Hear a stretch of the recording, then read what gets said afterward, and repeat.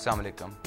आज के प्रोग्राम में हम बात करेंगे कि पाकिस्तान और भारत के दरमियान जारी कशीदगी में जहां फ़िज़ाई और सरहदी निगरानी तेज़ की जा रही है, वहीं दोनों ममालिक के दरमियान ताल्लुकात बेहतर करने के लिए जारी सिलसिला भी मुअत्तल हो गया है। इसके अलावा जायज़ा लेंगे कि बेनज़ीर भुट्टो की शहादत के बाद पीपल्स पार्टी की सियासत किन खतूत पर चल रही है, उसकी मौजूदा पॉलिसियों और मुस्तकबिल के लाएअमल पर नज़र डालेंगे। आखिर में भक्कर में होने वाले खुदकुश हमले के गिरफ्तार मुलजिमों के हवाले से एक रिपोर्ट दिखाई जाएगी। प्रोग्राम का बाकायदा आगाज़ करने से पहले लेते हैं एक ब्रेक। हमारे साथ रहिए।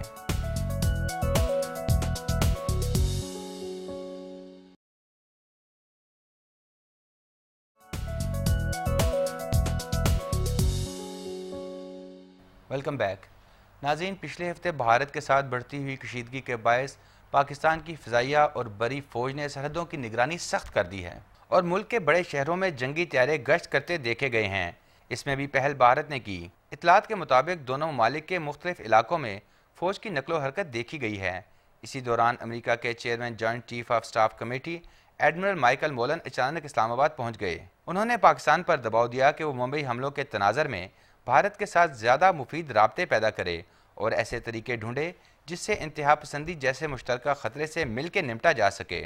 इस दौरान माइकल मोलन को बलूचिस्तान में शरपसंदी में भारतीय खुफिया एजेंसी रा के मुलविस होने के सबूत भी फराहम किए गए। इंटरपोल के सेक्रेटरी जनरल रोनाल्ड के नोबल के मुताबिक भारत की जानिब से इंटरपोल को भी मुंबई दहशत गर्दी के हवाले से कोई सबूत फराहम नहीं किए गए और ना ही कोई फहरिस्त फराहम की गई है। वज़ीर आज़म यूसुफ रज़ा गिलानी ने अपने एक बयान में कहा है कि अगर पाकिस्तान पर जंग मुसल्लत की गई तो भरपूर दिफा करेंगे।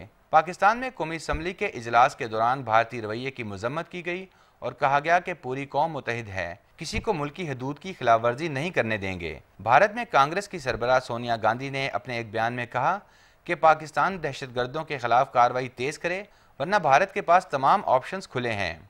दोनों ममालिक के दरमियान ताल्लुकात बेहतर करने के लिए जारी कोशिशें भी मुअत्तल हो चुकी हैं। इस हवाले से बात करने के लिए इस वक्त हमारे साथ स्टूडियोज़ में मौजूद हैं दिफाई अमूर के माहिर lieutenant general retired Naseer Akhtar sahab. उनके साथ तशरीफ़ रखती हैं डॉक्टर अमरीन जावेद साहिबा जो सियासी तज्ज़िया निगार हैं।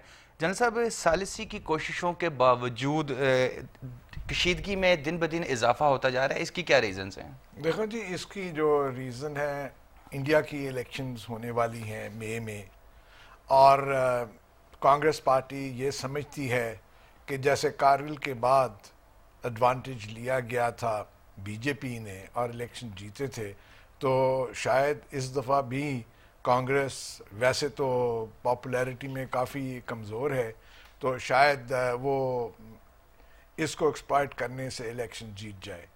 जहाँ तक अवाम का तल्लक है, इंडियन अवाम का, वो जंग नहीं चाहते। मेरे पास मेरे दोस्त इंडिया से आए थे, उन्होंने भी कहा कि जंग हमें नहीं करनी चाहिए क्योंकि हमारा जो फोकस इस वक्त है वो बिज़नेस के ऊपर है, इंडस्ट्री के ऊपर है, इकॉनमी के ऊपर है। तो अगर जंग हो गई तो हमारा सारा फोकस जो है वो ख़त्म हो जाएगा। तो शाइनिंग इंडिया की बजाय फिर डार्क एजेस की तरफ ही हमें जाना पड़ेगा और पीछे हम पड़ जाएंगे। तो इसलिए वो तो अवाम तो जंग नहीं चाहती है, तो हुकूमत भी जंग नहीं चाहती है, मगर वो एक यूफोरिया बिल्डअप करना चाह रही है जिसको मद्देनज़र रखते हुए वो सोचते हैं कि इलेक्शन शायद वो जीत जाए। अमरीन साहब, ये अखबारात टीवी चैनल्स में रिपोर्ट्स आप देख रही होंगी, भारत का जो रवैया है ये क्या शो करना चाह रहे हैं? क्या इसका अल्टीमेट एंड है, वो जो उनका अग्रेसिव किस्म का रवैया है? व्हाट आई सी इज़ के India will not go to war और इंडिया भी रियलाइज़ करता है कि जो इस खित्ते में अगर जंग होगी तो वो फिर दोनों न्यूक्लियर स्टेट्स हैं और वो जंग जो है क्या सूरत इख्तियार कर सकती है। ये क्यों इंडिया ये चाह रहा है और क्या चाहता है? मेरी ज़ाती राय में इंडिया जो है वो पाकिस्तान को प्रेशराइज़ करना चाहता है, एक तरफ ये, दूसरी तरफ ये कि वो इंटरनेशनल कम्युनिटी में पाकिस्तान को बिल्कुल अलग थलग अलूफ़ करना चाह रहा है और डिप्लोमेटिकली वो ये सारा कुछ करना चाह रहा है, एक डिप्लोमेटिक वॉर जो है वो करना चाह रहा है।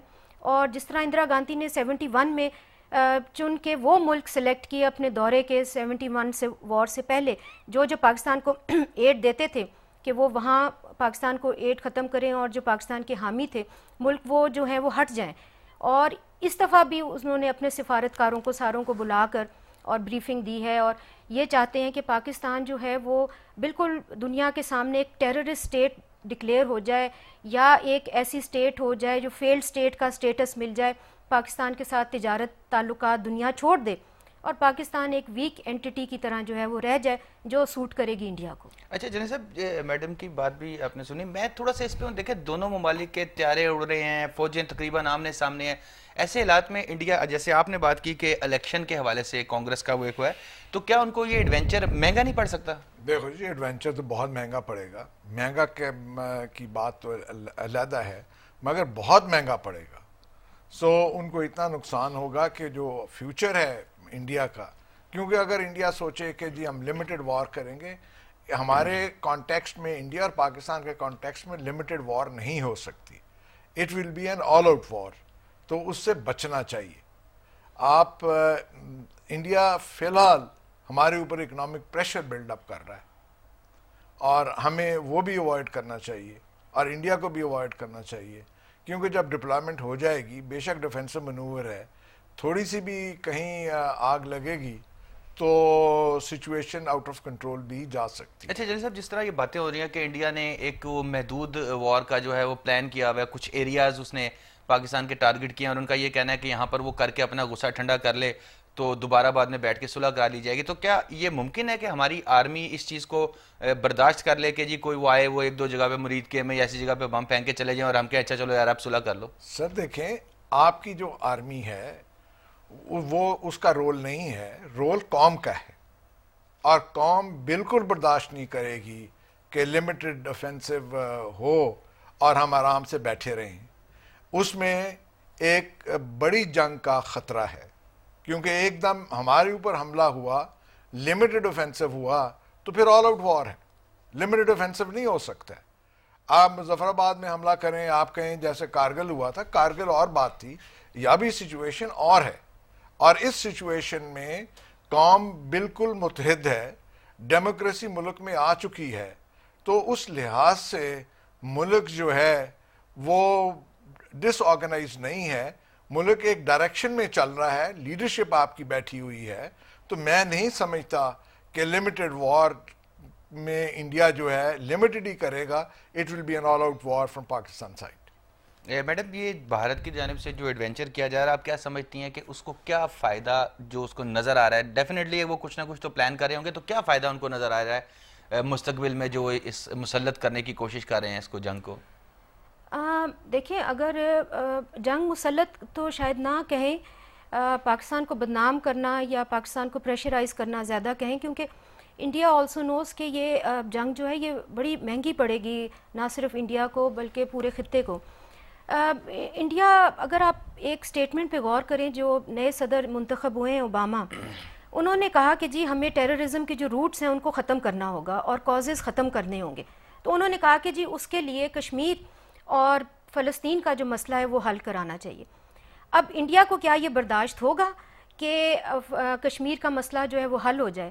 تو یہ انڈیا جو ہے اس نے ایک گاڈ گیون اپرچونٹی اس کو ملی ہے، یہ کہ وہ پاکستان کو ڈیفیم کرے پوری دنیا میں، اور پاکستان کو یہ ڈپلومیٹکلی، اکنامکلی بالکل دنیا سے الگ تھلگ کر دے، اور پاکستان پہ اتنا پریشر رکھے کہ پاکستان اپنی جتنی بھی پالیسیز ہے یا کوئی اپنی انڈیپینڈنٹ پالیسیز نہ بنا سکے کوئی، اور ٹوٹلی جو ہے وہ ویک ایک سٹیٹ جو ہے وہ رہے، اور جو خدا نخواستہ انڈیا چاہتا ہے کہ ہم ایک فیلڈ سٹیٹ یا ٹیررسٹ سٹیٹ جو ہے وہ ڈکلیئر ہو جائیں۔